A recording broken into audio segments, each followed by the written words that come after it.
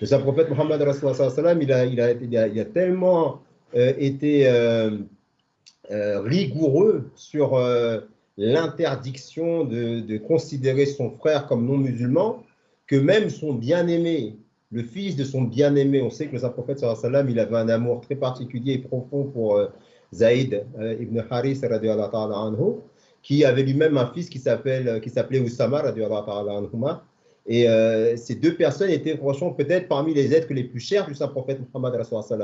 Et pourtant, lorsque Oussama ibn Zaïd, anhu, dans le cadre d'une guerre régulière, était en lutte, en corps à corps avec un mécréant, avec un idolâtre, eh bien, ce dernier, sur le point de mourir, avant que Oussama anhu n'assène son dernier coup, eh bien, il récita la shahada.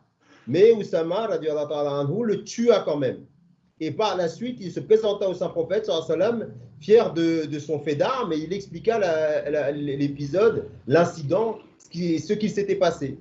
Et à ce moment-là, le Saint-Prophète se mit dans une colère rare, et il lui dit, « Oh Oussama, que diras-tu lorsque la shahada, la kalima shahada, cette attestation de foi se présentera devant toi le jour de la résurrection ?»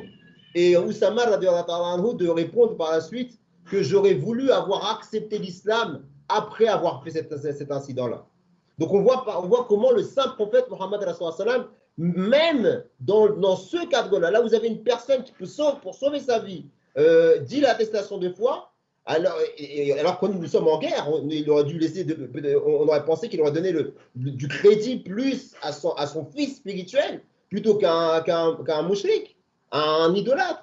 Mais là, le saint prophète Mohammed, il a voulu démontrer par cet acte-là que personne n'était autorisé d'aller entrer dans le cœur d'une personne et de le sortir de l'islam. Donc, ce que font aujourd'hui les ulama, soi-disant les ulama, les docteurs de la loi, les héritiers des prophètes d'aujourd'hui, soi-disant, eh bien, ils sont dans un égarement total et ils rentrent complètement dans ce hadith qui dit « Ma umma ne se réunit jamais sur un égarement ». Voilà ce que m'inspirent ces paroles de sagesse.